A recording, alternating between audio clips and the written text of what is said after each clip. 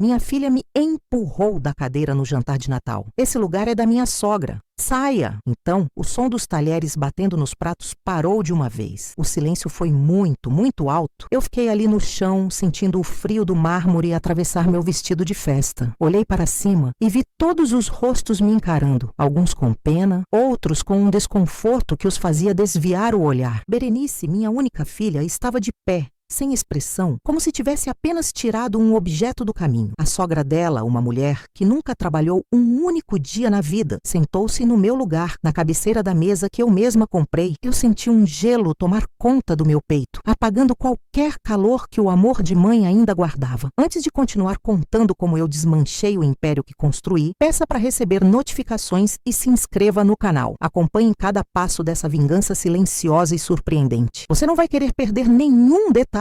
Com a dignidade que me restava, usei a beirada da mesa para me apoiar e me levantar. Minhas juntas doeram, mas a dor interna era muito maior. Ajeitei minhas roupas, olhei para o rosto de cada pessoa naquela sala e não disse nada. O meu silêncio seria minha primeira resposta. Caminhei para fora daquela mansão que paguei com anos do meu suor e senti o ar frio da noite no meu rosto. Não era tristeza que eu sentia, era clareza. Pela primeira vez em anos, eu via minha filha como ela realmente era, uma estranha interessada apenas nos meus bens e dinheiro. Ao chegar na minha casa vazia, não acendi todas as luzes como de costume. Fiquei no escuro, sentada na minha cadeira favorita, olhando a cidade pela janela. O império que construí parecia me zombar. Peguei meu telefone antigo, aquele que só uso para contatos importantes. Disquei um número que sabia de cor. Álvaro, é a Esmeralda, eu disse com a voz firme. Quero que venha ao meu escritório amanhã bem cedo. Vamos mudar tudo. Cada papel, cada conta, cada propriedade. Berenice não vai mais herdar nem a poeira dos móveis. A festa dela acabou. O sol da manhã seguinte não trouxe calor algum. Era apenas uma luz fria que entrava pela janela do meu escritório, iluminando a poeira que dançava no ar. Álvaro chegou pontualmente. Ele me conhece há mais de 30 anos. Viu meu império nascer de um pequeno terreno e muita teimosia. Seus olhos, por trás dos óculos, carregavam uma preocupação genuína. Ele sentou-se na cadeira à minha frente, a mesma que tantos homens de negócio já usaram para tentar me passar para trás. Nenhum conseguiu. Esmeralda, o que aconteceu? Sua voz ontem à noite? Ele começou, mas eu o interrompi com um gesto. Eu não queria pena, queria ação. Coloquei sobre a mesa de mogno uma única folha de papel. Nela, eu havia listado tudo, de memória, durante a madrugada. Cada empresa, cada apartamento para alugar, cada fundo de investimento. Meu cérebro, que muitos pensavam estar envelhecido, ainda funcionava como uma máquina. Isso, eu disse com a voz firme, é tudo o que eu construí e eu quero que tudo mude de dono. Álvaro olhou a lista, depois para mim. Ele entendeu que não era um impulso, era uma decisão final. Berenice é sua única herdeira. Tirar tudo dela, legalmente é complexo, mas possível. Mas você tem certeza? Ele perguntou. Sua voz era baixa, cuidadosa. Eu pensei no chão frio, na risada abafada de alguns convidados, no rosto sem expressão da minha filha. Certeza era a única coisa que eu sentia. Álvaro, eu criei Berenice com todo o luxo que meu trabalho podia comprar. Dei a ela as melhores escolas, as melhores roupas, as melhores oportunidades. Em troca, ela me deu desprezo e me jogou no chão na frente de todos para dar meu lugar a uma mulher que só se interessa pelo nosso dinheiro. A minha única dúvida é porque demorei tanto para enxergar isso. Passamos as horas seguintes trabalhando. Álvaro, com sua competência de sempre, começou a preparar a papelada. Primeiro, alteramos o controle da minha empresa principal. Eu me tornei a única pessoa com poder de decisão, removendo qualquer acesso que Berenice tinha como diretora honorária, um cargo que eu criei para ela se sentir importante. Em seguida, o testamento. Rasguei o antigo na frente dele. O novo documento era simples, deixava uma quantia simbólica para Berenice, o suficiente para que ela não pudesse contestar legalmente por abandono, mas tão pouco que seria um insulto. O resto, eu comecei a pensar. Lembrei de uma prima distante, uma mulher trabalhadora que mal conhecia, que cuidava dos pais idosos numa casa pequena. Ela receberia uma parte. O resto iria para uma fundação que eu mesma criaria. Uma fundação para ajudar jovens de origem humilde a construir seus próprios negócios. Eu daria a outros a chance que um dia eu agarrei com unhas e dentes. O golpe mais doloroso, eu sabia, seria a casa, a mansão onde o jantar aconteceu. Liguei para um corretor de imóveis ainda do escritório de Álvaro. Quero vender, rápido, e pelo preço que eu disser, ordenei. A casa estava no meu nome. Berenice morava lá de favor, um favor que que ela parecia ter esquecido, eu imaginei seu desespero ao receber a notificação de que teria 30 dias para desocupar o imóvel. O lugar onde ela me humilhou se tornaria apenas uma lembrança amarga para ela. Cada assinatura que eu dava nos documentos parecia um passo para longe daquela mulher no chão e um passo mais perto da Esmeralda que construiu tudo aquilo. Ao final do dia eu estava exausta, mas não era um cansaço ruim, era o cansaço de um trabalho bem feito. Álvaro me olhou, guardando os últimos papéis. Ela vai te odiar para sempre, ele disse, quase como um aviso. Eu sorri, um sorriso que não chegava aos meus olhos. Odiar? Álvaro, para odiar alguém você precisa se importar. Berenice nunca se importou comigo. Ela só se importava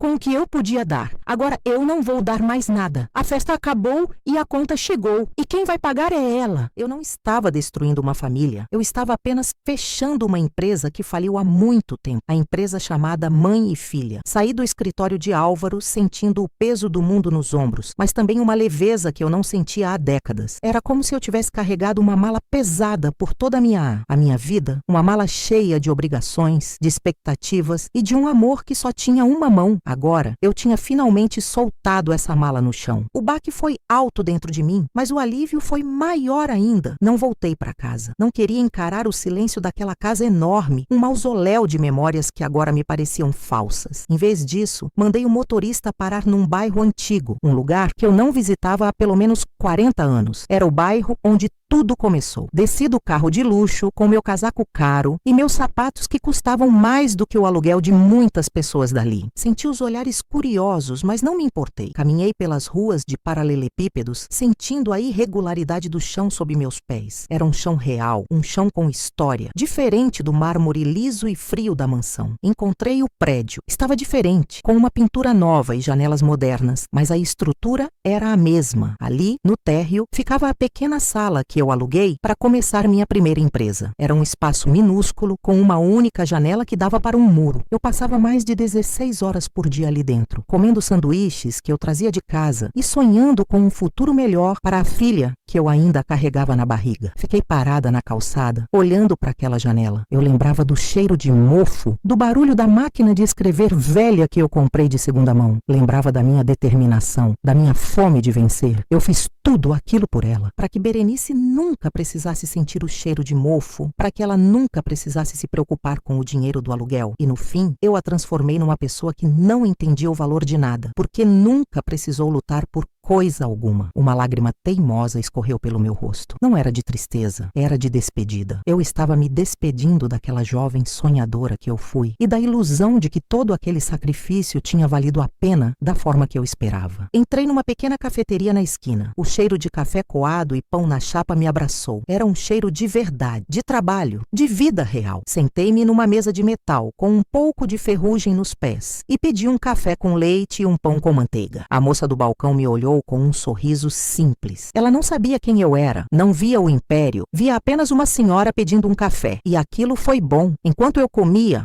observava as pessoas passando na rua. Mães com crianças, trabalhadores voltando para casa, jovens rindo, pessoas com problemas reais, com vidas que não cabiam em colunas sociais. Peguei meu celular, não o antigo, mas o que eu usava no dia a dia. Abri o aplicativo do banco, com alguns toques, bloqueei todos os cartões de crédito adicionais em nome de Berenice e do marido dela, Marcelo. Eu via o limite de cada um valor que daria para comprar um carro popular por mês. Vi as últimas compras, bolsas de grife, jantares em restaurantes caríssimos, uma viagem de fim de semana para um resort de luxo. Cada compra uma pequena facada no meu peito. Bloqueei tudo. A mensagem de confirmação apareceu na tela. Cartões bloqueados com sucesso. Imaginei a cena. Berenice em alguma loja chique entregando o cartão com aquele ar de superioridade e a vendedora dizendo com um sorriso sem graça: "Senhora, seu cartão não foi aprovado." O prazer que senti com esse pensamento me assustou um pouco, mas não o suficiente para me fazer voltar atrás. Em seguida, liguei para a administradora do condomínio da mansão. Falei com o síndico, um homem que sempre me tratou com uma reverência exagerada. "Seu Otávio, boa tarde, é Esmeralda," eu disse com a voz calma. "Estou ligando para informar que a partir de hoje, a senhora Berenice e o senhor Marcelo não têm mais minha autorização para responder pela propriedade. Qualquer decisão, qualquer assunto deve ser tratado diretamente comigo. Além disso, estou revogando o acesso deles como moradores autorizados nas áreas comuns do clube do condomínio. Eles são apenas meus convidados na casa e o convite está prestes a expirar. Houve um silêncio do outro lado da linha. Eu podia imaginar a confusão dele. Mas, Dona Esmeralda, a festa de Ano Novo do condomínio, a sua filha sempre ajuda a organizar. Ele começou. Não mais. Eu o cortei. Agradeço a compreensão. Desliguei antes que ele pudesse fazer mais perguntas. Terminei meu café. O gosto era amargo, mas reconfortante. Paguei a conta com uma nota de R$ 50 e disse para a moça ficar com o troco. Os olhos dela brilharam. Para mim era quase nada. Para ela talvez fizesse a diferença no fim do dia. Essa pequena interação me deu uma clareza ainda maior sobre o que eu faria com a fundação. Eu queria ver mais olhos brilhando daquele jeito. Olhos de gente que luta, que merece uma chance. Voltei para o carro e dei o endereço do meu apartamento pessoal. Um lugar menor, mais aconchegante, que eu mantinha no centro da cidade e que Berenice detestava, chamando de apertado e sem glamour. Era o meu refúgio. Assim que cheguei, a primeira coisa que fiz foi ligar para a tal prima distante. O nome dela era Lúcia. Eu tinha o telefone anotado numa agenda antiga. Tive que procurar por uns bons 10 minutos. Encontrei. Respirei fundo e disquei. Ela atendeu no terceiro toque, com uma voz cansada. Alô, Lúcia? Aqui é sua prima, Esmeralda, eu disse. Houve um longo silêncio. Esmeralda? Minha nossa, faz tantos anos. Aconteceu alguma coisa? A tia está bem? Ela perguntou. A preocupação imediata na voz dela era com a mãe dela. Minha tia, que já tinha mais de 90 anos. Está tudo bem com a família, não se preocupe. Eu liguei por outro motivo. Eu disse, tentando encontrar as palavras certas. Eu sei que não temos muito contato e a culpa é minha. Eu me perdi no trabalho, na vida. Mas eu gostaria de te fazer uma visita. Amanhã, se for possível para você. Ela pareceu surpresa. Uma visita? Aqui? Claro, Esmeralda. Será uma honra. Mas não repare na casa. É muito simples. A simplicidade é o que eu mais preciso agora, Lúcia. Respondi. E pela primeira vez naquele dia, meu sorriso chegou aos meus olhos. Desliguei o telefone e me senti mais leve. Eu estava cortando laços podres e começando a regar raízes que eu tinha deixado secar. A noite caiu e, com ela, o telefone começou a tocar. O nome de Berenice brilhava na tela. 1,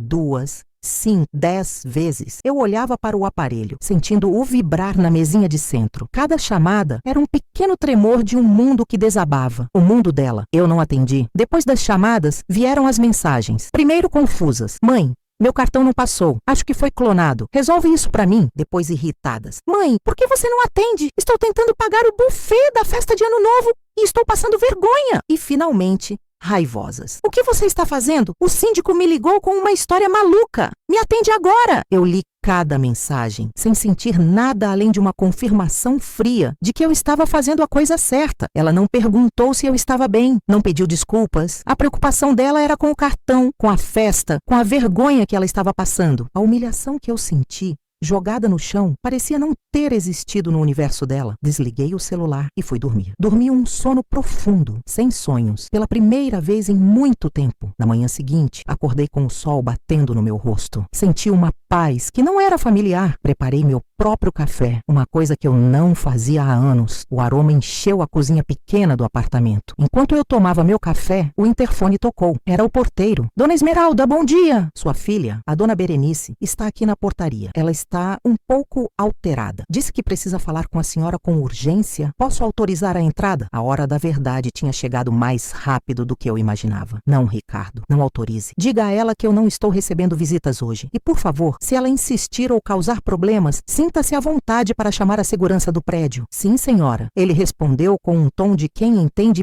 perfeitamente o recado. Eu fui até a janela e olhei pela fresta da cortina. Lá embaixo, eu podia ver Berenice gesticulando para o porteiro na guarita. Ela estava com o rosto vermelho de raiva. Mesmo de longe, eu podia sentir sua fúria. Ela andava de um lado para o outro, o cabelo perfeitamente arrumado, já um pouco bagunçado. Marcelo, o marido, estava ao lado dela, parecendo um cachorrinho perdido, sem saber o que fazer. Ver aquela cena não me deu prazer, me deu uma tristeza profunda. Como eu pude criar alguém tão despreparada para a vida, tão dependente, tão inútil? Ela ficou ali por quase 1 hora. Gritou, ameaçou, tentou ligar de novo. Por fim, cansada de ser um espetáculo para os curiosos que passavam, ela entrou no carro de luxo. Um carro que logo ela não teria mais como manter. E foi embora, cantando pneu. Fechei a cortina e me afastei da janela. Meu coração estava pesado. Era como fazer uma cirurgia para remover um tumor. Era necessário, era para o meu bem, mas doía. A parte doente ainda era uma parte de mim. Ignorei a dor e me concentrei no meu próximo passo. Vesti uma roupa simples, uma calça jeans e uma blusa de algodão, coisas que eu não usava há anos. Peguei meu carro, um modelo mais antigo e discreto que eu guardava na garagem do apartamento e dirigi até a casa de Lúcia. O bairro era simples, de casas pequenas e bem cuidadas com jardins na frente. Encontrei a casa dela, um sobrado geminado com vasos de samambaia na varanda. Toquei a campainha e esperei. A porta se abriu e uma mulher, com meus olhos, mas com um rosto marcado pelo tempo e pelo trabalho, sorriu para mim. Era Lúcia. Ela me abraçou com força. Prima, entre, por favor. A casa é sua. O interior da casa era pequeno, mas impecavelmente limpo e arrumado. Móveis antigos de madeira escura, polidos com esmero, um cheiro de bolo assando vinha da cozinha. Numa poltrona na sala, uma senhora bem velhinha, com os cabelos brancos como algodão, dormitava. Aquela é a mamãe, Lúcia disse baixinho. Ela não anda mais muito bem e a memória às vezes falha, mas o coração dela é bom. Sentamos na cozinha, numa mesa pequena coberta com uma toalha de chita. Ela me serviu uma fatia de bolo de fubá e um café passado na hora. Então, ela disse, me olhando com curiosidade, o que traz a prima rica para o nosso humilde canto do mundo? A pergunta foi direta, sem maldade, apenas uma curiosidade genuína. E eu decidi ser igualmente direta. Lúcia,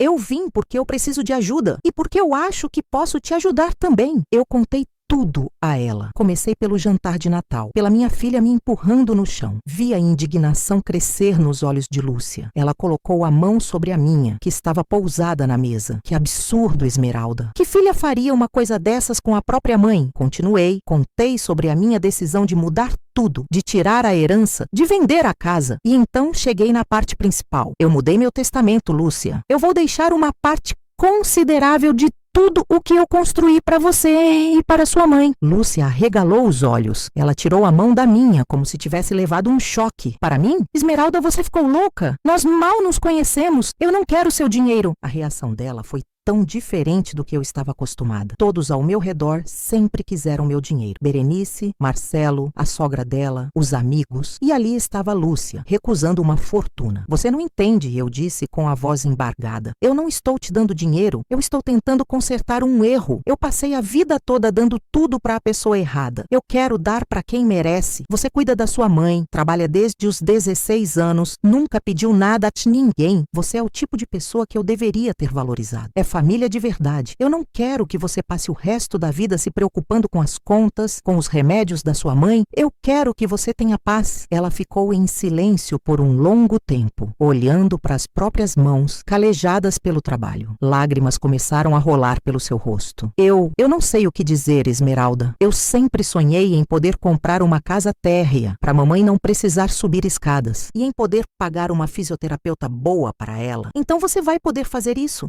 e muito mais. Eu disse, sentindo um calor no peito que não era o do café. Mas eu quero te pedir uma coisa em troca. Eu quero me aproximar. Quero conhecer melhor você, minha tia. Quero ter uma família de novo, uma de verdade. Lúcia se levantou, deu a volta na mesa e me abraçou forte, chorando no meu ombro. E eu chorei junto. Eram lágrimas de luto pela filha que eu perdi, mas também de esperança pela família que eu talvez estivesse encontrando. Passei o resto do dia ali. Ajudei Lúcia a dar o almoço para minha tia, que acordou. E num momento de clareza, me reconheceu e sorriu, segurando minha mão com uma força surpreendente. Ouvi as histórias de Lúcia, sobre seu trabalho como costureira, sobre as dificuldades, sobre as pequenas alegrias. Era um mundo tão diferente do meu e ainda assim tão mais real. Quando fui embora, no fim da tarde, eu me sentia outra pessoa. A Esmeralda que saiu do escritório de Álvaro era movida pela vingança. A Esmeralda que saía da casa de Lúcia era movida por algo novo, um propósito. Nos dias que se seguiram, a tempestade Berenice continuou. Ela mandou dezenas de mensagens, cada uma mais desesperada que a outra. Mãe, o gerente do banco me ligou, disse que você removeu meu nome das contas. Isso é um engano, não é? Diz que é um engano.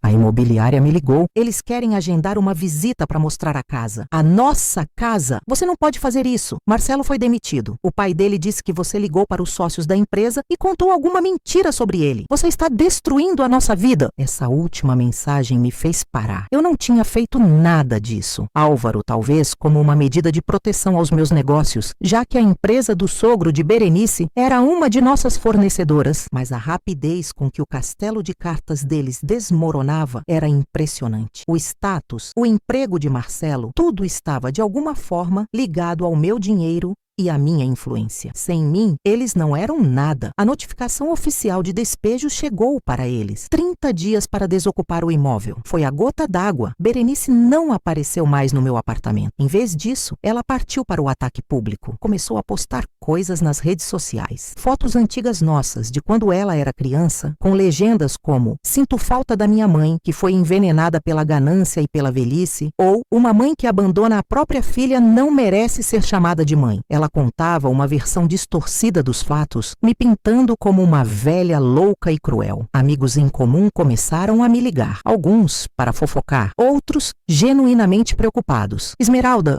o que está acontecendo? A Berenice está falando coisas horríveis sobre você." Para todos, minha resposta era a mesma. "Agradeço a preocupação, mas isso é um assunto de família que estou resolvendo da minha maneira." Eu me recusei a entrar no jogo dela, a lavar roupa suja em público. Meu silêncio, eu sabia, era mais poderoso do que qualquer resposta. Enquanto isso, eu me movia. Contratei uma equipe para começar a estruturar a fundação. Aluguei um andar inteiro num prédio comercial no centro. O nome seria Fundação Recomeçar. O objetivo era claro: financiar e dar mentoria para jovens de baixa renda que tivessem boas ideias de negócio. Eu queria criar novos esmeraldas. Pessoas que, como eu, vieram do nada e só precisavam de uma oportunidade. Mergulhei no trabalho. Entrevistei diretores. Planejei os primeiros programas, analisei projetos. Cada passo que eu dava na construção da fundação era um passo para longe da dor. Um dia, Álvaro me ligou. "Esmeralda, tenho notícias sobre a casa. Recebemos uma proposta excelente. Um comprador estrangeiro pagando à vista. É um valor acima do mercado. Eles querem fechar o negócio o mais rápido possível." Eu não hesitei. "Venda, Álvaro, venda. Berenice ainda está lá. Legalmente, temos que esperar o prazo de 30 dias acabar." "Eu sei, mas feche o negócio. Assim que o prazo acabar,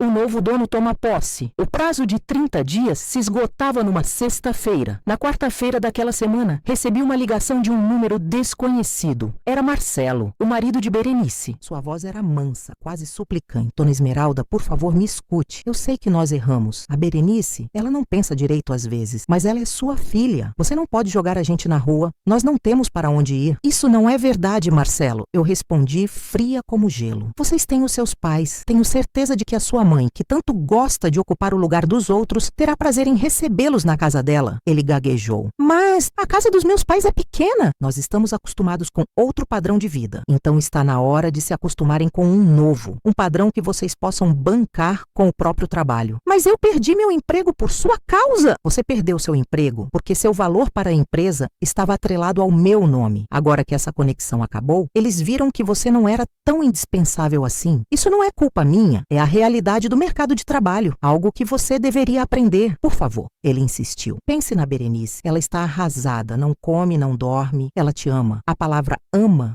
soou tão falsa, tão oca, que eu quase ri. Amor não se manifesta empurrando a própria mãe no chão, Marcelo. Amor não se manifesta em humilhação pública. O que Berenice sentia por mim era conveniência, e a conveniência acabou. Passem bem. Desliguei o telefone e bloqueei o número dele também. Na sexta-feira, o dia da desocupação, eu não fui até a mansão. Não queria ver a cena. Pedi a Álvaro que cuidasse de tudo com a equipe da imobiliária e os novos proprietários. Em vez disso, fui almoçar com Lúcia. Nós já tínhamos encontrado uma casa térrea para ela e para a tia, num bairro tranquilo, com um quintal grande. Estávamos olhando catálogos de móveis, planejando a decoração. A tia, que estava num dia bom, opinava sobre a cor das cortinas. Eu me sentia em paz. No meio do almoço, meu celular vibrou com uma notificação de um portal de notícias de fofoca. A manchete era: "Escândalo no alta sociedade. Socialite Berenice de Andrade é despejada da mansão da família pela própria mãe." A matéria tinha fotos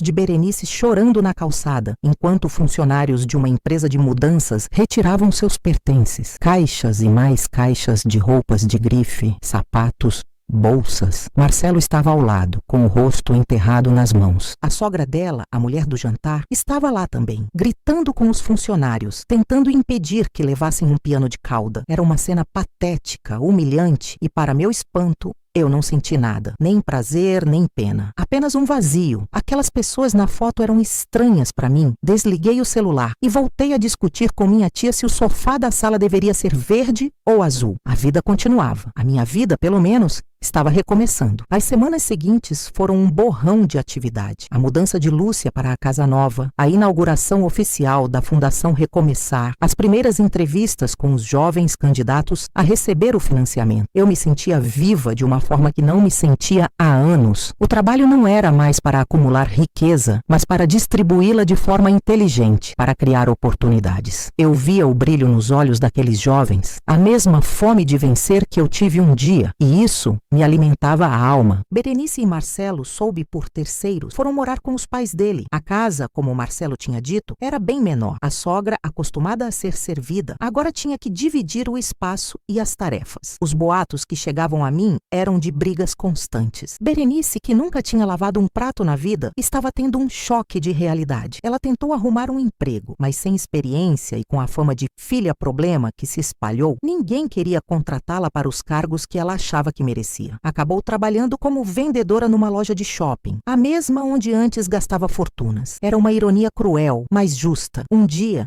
cerca de 6 meses depois do Natal, eu estava saindo do prédio da fundação quando a vi. Berenice estava do outro lado da rua me esperando. Ela estava diferente, mais magra, com olheiras profundas. As roupas, embora ainda de boa qualidade, não tinham o mesmo brilho de antes. O cabelo não estava perfeitamente penteado. Ela parecia comum, cansada. Quando nossos olhos se cruzaram, ela atravessou a rua e parou na minha frente. "Mãe", ela disse, a voz baixa, rouca. Eu não respondi, apenas a encarei esperando. Eu queria conversar. "Não temos nada para conversar, Berenice", eu disse, minha voz saindo mais firme do que eu me sentia. "Por favor", ela insistiu, e pela primeira vez vi lágrimas de verdade em seus olhos. Não eram as lágrimas de raiva ou de frustração das fotos do despejo. Eram lágrimas de dor. Só 5 minutos. Eu hesitei. Uma parte de mim, a mãe que ainda vivia em algum canto escuro do meu coração, queria ceder, mas a Esmeralda, que sobreviveu ao chão de mármore, sabia que isso era perigoso. "Fale aqui", eu disse, sem me mover. "Eu sinto muito", ela disse, as palavras saindo num soluço. "Eu sei que o que eu fiz foi horrível, não tem desculpa. Eu fui mimada, fui egoísta, fui cruel. Eu não sei quem eu sou sem você, sem o seu dinheiro. Eu estou perdida." Ela olhou para as próprias mãos, que agora não tinham as unhas perfeitamente feitas. Trabalhar naquela loja... As pessoas me olham com pena, outras com desprezo. Eu tenho que sorrir e ser simpática com mulheres que eu costumava esnobar. Eu chego em casa e a mãe do Marcelo reclama de tudo. O Marcelo me culpa por tudo o que aconteceu. Eu estou no inferno. Um inferno que eu mesma criei. Suas palavras eram tudo o que eu pensei que queria ouvir. Um pedido de desculpas, um reconhecimento do erro, um sinal de arrependimento. Mas, ouvindo-as ali, na calçada, com o barulho da cidade ao nosso redor, elas não me trouxeram a satisfação que eu esperava. Trouxeram apenas uma tristeza imensa. "E o que você quer de mim, Berenice?" perguntei, a voz suave. "Que eu te perdoe? Que eu te dê dinheiro de novo? Que eu te coloque de volta na mansão e te devolvo os cartões de crédito?" Ela balançou a cabeça, chorando abertamente agora. "Não, eu não sei. Eu só queria a minha mãe de volta." Aquela frase me atingiu como um soco no estômago, porque a mãe dela, a mãe que a mimava, que fechava os olhos para seus defeitos, que a amava incondicionalmente, essa mãe tinha morrido naquele chão de mármore na noite de Natal. E ela não ia voltar. "Aquela mãe que você quer de volta não existe mais, Berenice", eu disse, e a dor na minha própria voz me surpreendeu.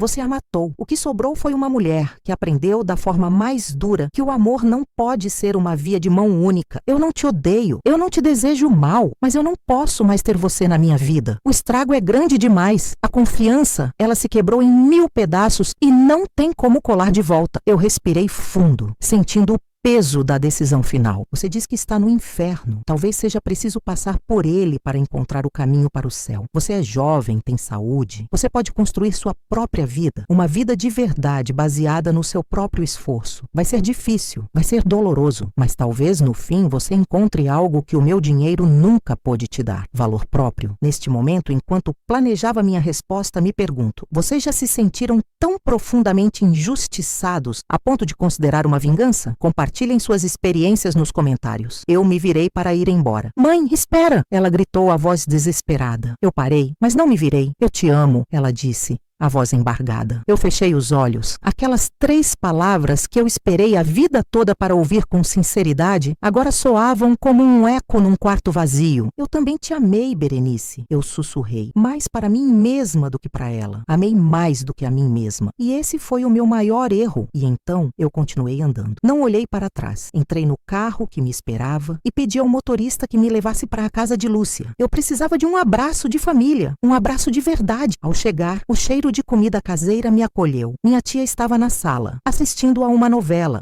E sorriu para mim. Lúcia veio da cozinha secando as mãos num pano de prato. Você está com uma cara. Aconteceu alguma coisa? Eu a abracei e contei sobre o encontro com Berenice. Ela me ouviu em silêncio, afagando minhas costas. Você fez o que tinha que ser feito, Esmeralda. Ela disse quando eu terminei. Às vezes o maior ato de amor é deixar ir. É dar à pessoa a chance de crescer, mesmo que o processo seja doloroso. Naquela noite, sentada na varanda da casa simples de Lúcia, olhando as estrelas, eu entendi que a minha vingança não tinha sido vender a casa ou cortar o dinheiro. A minha verdadeira vingança foi me libertar, foi dar a Berenice a única coisa que eu nunca tinha dado a ela, as consequências de seus próprios atos. E ao fazer isso, eu também me dei um presente, a chance de recomeçar, de encontrar a felicidade não no império que eu construí, mas nas coisas simples que o dinheiro não pode comprar. Uma fatia de bolo de fubá, a cor de uma cortina, um abraço de família. A festa de Berenice tinha acabado, sim, mas a minha, a verdadeira festa, a da minha vida, estava apenas começando. Eu finalmente estava em paz. A empresa Mãe e Filha tinha falido, mas a empresa Esmeralda estava mais forte e próspera do que nunca. As semanas que se seguiram foram como aprender a respirar de novo. Eu me mudei de vez para a casa de Lúcia. Tinha um quarto pequeno com uma janela que dava para um pé de amora. De manhã os passarinhos faziam uma festa nos galhos, e aquele som simples era a música mais bonita que eu já tinha ouvido. Eu, que estava acostumada com o silêncio pesado de uma mansão vazia, agora acordava com a vida pulsando do lado de fora. Lúcia era minha prima, mas na prática era a irmã que a vida me deu. Ela não me tratava com pena, me tratava com normalidade. Esmeralda, descasque as batatas, ela dizia. Esmeralda, me ajudas a estender a roupa no varal? E eu fazia. Minhas mãos, que por décadas só assinaram cheques e contratos, agora sentiam a terra do jardim, a farinha do pão que aprendemos a fazer juntas, a aspereza do pregador de roupa. No começo, eu me sentia uma estranha no meu próprio corpo. Tinha momentos em que eu parava no meio da sala, olhando para as paredes com retratos de gente que eu mal conhecia, e um vazio me engolia. Era o luto. O luto por uma filha que ainda estava viva. Em algumas noites, eu acordava suando, com a imagem dela me empurrando, o som do meu corpo batendo no chão. Eu levantava, ia até a cozinha beber um copo de água e encontrava Lúcia sentada na mesa, como se soubesse. Ela não dizia nada, apenas empurrava uma xícara de chá de camomila na minha direção. Ficávamos ali, no silêncio da madrugada, e a presença dela era o suficiente. O dinheiro, a fortuna que eu tinha no banco, parecia algo distante, de outra vida. Eu tinha dado a mim mesma um tempo para ser apenas a Esmeralda, não a dona da empresa, não a mãe da Berenice, não a viúva rica, só a Esmeralda. E eu estava descobrindo quem ela era. Ela gostava de novelas mexicanas, ela gostava de cuidar das samambaias, ela gostava de caminhar na pracinha no fim da tarde e ver as crianças brincando. Coisas pequenas que antes passavam batido na correria da minha vida. Um dia, Lúcia chegou da rua com uma sacola de pães e uma fofoca. Você não vai acreditar, prima. Encontrei a vizinha da sua antiga casa no mercado. Ela disse que a coisa lá está feia. Eu parei de regar os gerânios. Meu coração deu um pulo bobo. O que ela disse? Perguntei, tentando parecer que não me importava. Disse que o Marcelo e a Berenice brigam todo dia. Gritos que dá para ouvir do outro lado da rua. Parece que ele perdeu o emprego que você arrumou para ele e agora fica o dia todo em casa, reclamando da vida. A mãe dele também, coitada, vive de cara amarrada. A vizinha disse que outro dia viu a Berenice saindo para procurar emprego.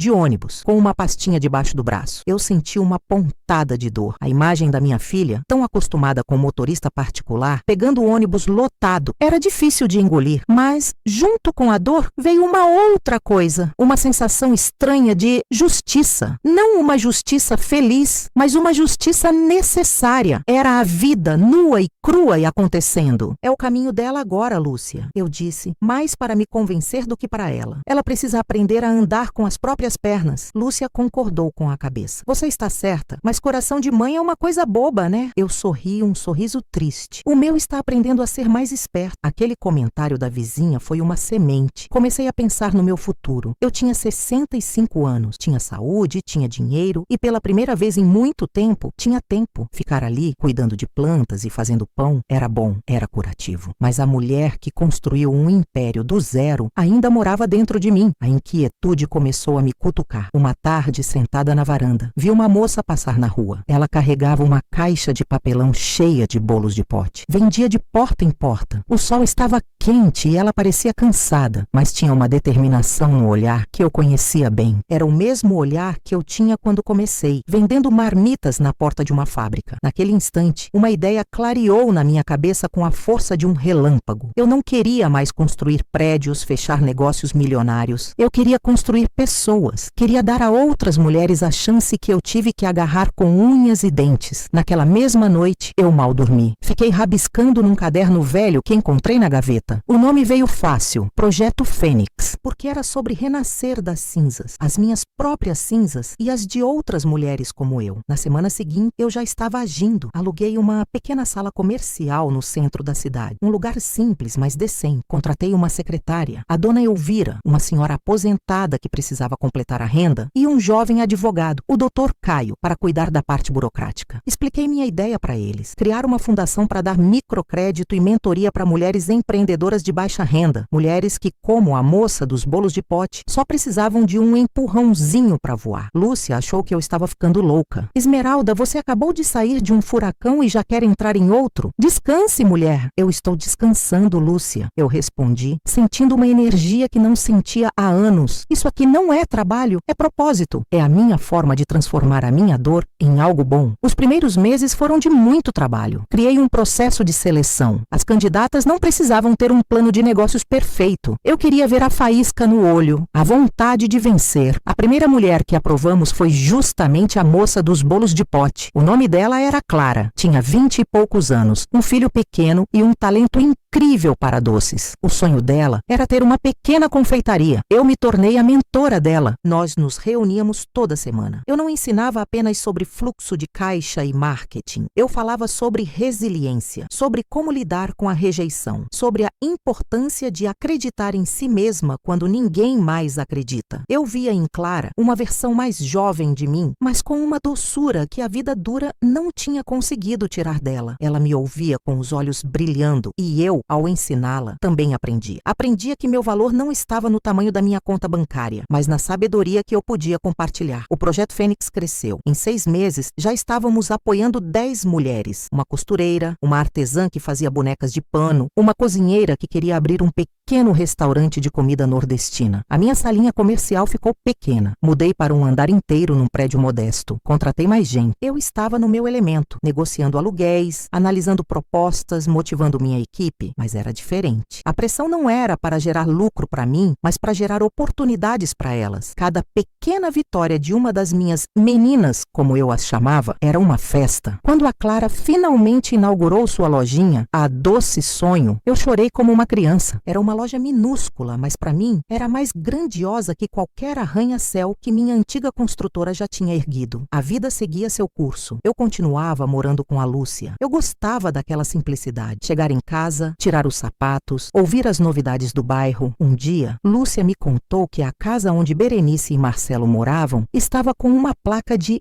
vende-se. Aparentemente, o dinheiro que eu tinha deixado na conta dela, que eu imaginei que duraria alguns meses se ela fosse esperta, tinha acabado em semanas. Eles não souberam se adaptar. Venderam os carros, as joias e agora a casa. E para onde eles foram? Perguntei, sentindo o peito apertar. Ninguém sabe ao certo, Lúcia disse com cuidado. Dizem que alugaram um apartamento pequeno, num bairro bem mais simples. E parece que a mãe do Marcelo foi embora. Voltou para a cidade dela no interior. Não aguentou o tranco. Eu fiquei em silêncio, processando a informação. Marcelo, sem o meu dinheiro para bancar o luxo, e Berenice, sem a minha proteção para suavizar a vida. Era previsível que a relação deles não fosse resistir. O amor deles era construído sobre uma base de conveniência e interesse. Quando a base ruiu, destruiu, a casa caiu. Senti pena da minha filha, uma pena profunda e doída, mas mais uma vez eu me mantive firme. Eu não ia interferir. Aquele era o inferno que ela tinha criado e só ela podia encontrar a saída. O tempo continuou a passar. 1 ano se passou desde aquela noite de Natal. O projeto Fênix era um sucesso. Já tínhamos ajudado mais de 50 mulheres a começarem seus próprios negócios. A imprensa local fez uma matéria sobre nós. Me chamaram de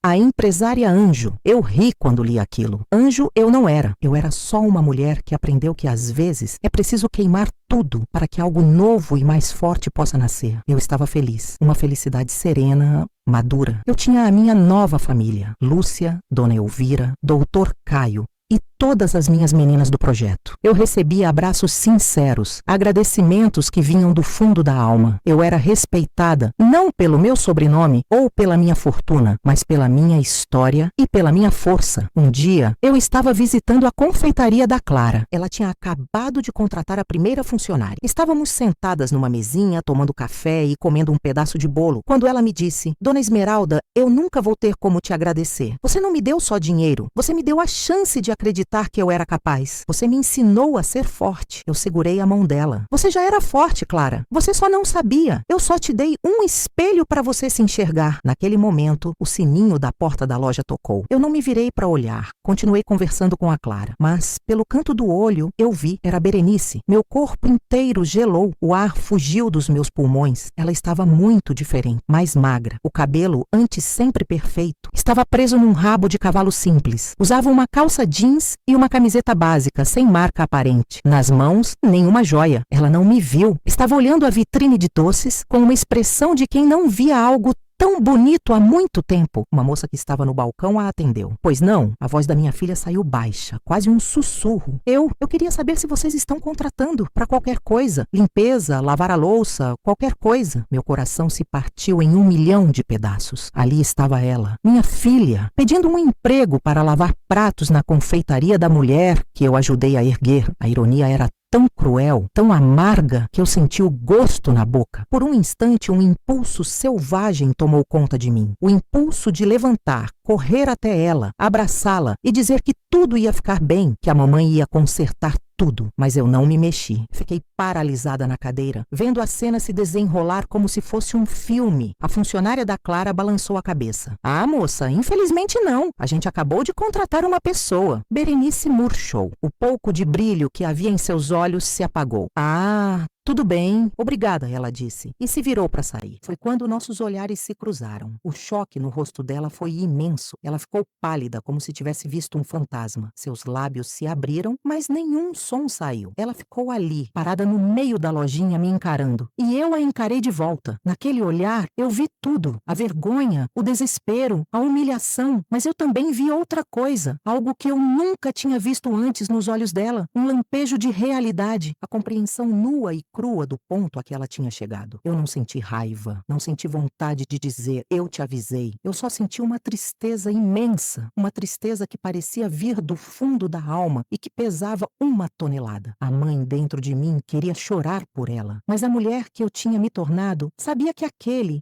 era o momento mais importante da vida dela, o fundo do poço, o lugar de onde ou você desiste de vez ou você começa a subir. Eu desviei o olhar primeiro. Apenas fiz um leve aceno com a cabeça. Um aceno que não era de perdão, nem de acolhimento. Era um aceno de reconhecimento. Eu te vejo, eu vejo a sua luta. Agora, lute. Berenice pareceu entender. Ela não disse nada. Apenas se virou e saiu da loja, apressada, desaparecendo na rua. Clara, que tinha visto tudo em silêncio, me olhou com os olhos arregalados. Dona Esmeralda, aquela era... Sim, Clara, eu disse, a voz firme apesar do tremor interno. Era a minha filha. A senhora quer que eu vá atrás dela? Oferecer o emprego? Eu posso, ela começou a dizer com o coração bom que tinha. Eu coloquei a mão sobre a dela. Não, você não vai fazer nada. E eu também não. Essa é uma batalha que ela precisa vencer sozinha. Eu paguei a conta, me despedi de Clara e fui para casa. Naquela noite, eu não consegui dormir. A imagem de Berenice, tão frágil e tão perdida, não saía da minha cabeça. Eu lutei contra a culpa, contra a vontade de pegar o telefone e mandar dinheiro para ela. Mas eu sabia que, se fizesse isso, estaria destruindo a única chance que ela tinha de se salvar. O amor, às vezes, precisa ser duro. Precisa ter a coragem de assistir a lagarta se debatendo dentro do casulo, sem ajudar, porque é essa luta que fortalece as asas para o voo. Os anos seguintes sementes foram de paz. O Projeto Fênix se tornou uma referência na cidade e até no estado. Eu recebi prêmios, dei palestras, mas a minha maior alegria era ver minhas meninas prosperando. A Clara abriu mais 2 filiais da sua confeitaria. A costureira agora tinha um pequeno ateliê de vestidos de noiva. A artesã vendia suas bonecas para lojas de brinquedos de luxo. Eram minhas filhas, a família que eu escolhi e que me escolheu de volta. Eu nunca mais vi Berenice pessoalmente, mas as notícias, vez ou outra, chegavam através de Lúcia, que parecia ter uma rede de informações infalível. Soube que ela conseguiu um emprego como vendedora numa loja de sapatos num shopping. Um emprego simples, honesto. Soube que ela foi morar numa kitnet alugada, um lugar minúsculo. Soube que Marcelo se casou de novo, com uma outra herdeira. Soube que Berenice não procurou mais por ele. A última notícia que tive dela veio uns 5 anos depois daquele encontro na confeitaria. Lúcia me contou que a viu na rua. Disse que ela estava diferente, ainda simples,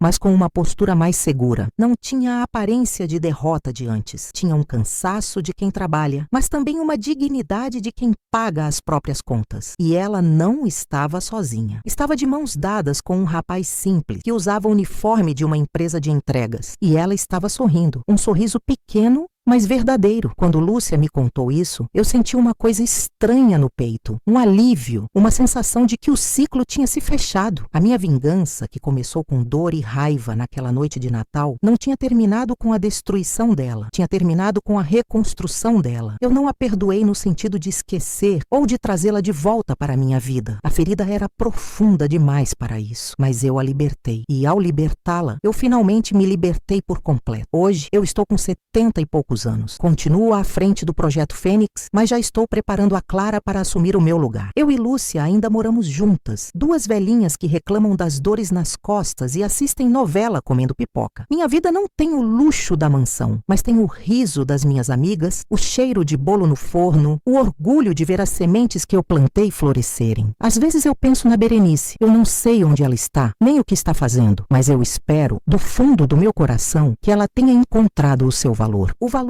que não está no sobrenome, na conta bancária ou no lugar que se ocupa na mesa de jantar, mas na força que a gente descobre quando perde tudo e precisa recomeçar do zero. Aquele empurrão que ela me deu na noite de Natal me jogou no chão, sim, mas ao me levantar, eu descobri que podia voar e de um jeito torto e doloroso. Eu dei a ela a chance de aprender a voar também. E essa, no fim das contas, foi a maior herança que eu poderia ter deixado para ela. A herança da liberdade. Espero que tenham sentido a minha dor e a minha determinação. O que acharam da minha estratégia de vingança? Deixem seu comentário e se inscrevam para não perder o próximo episódio desta história. E não se esqueçam de deixar um like.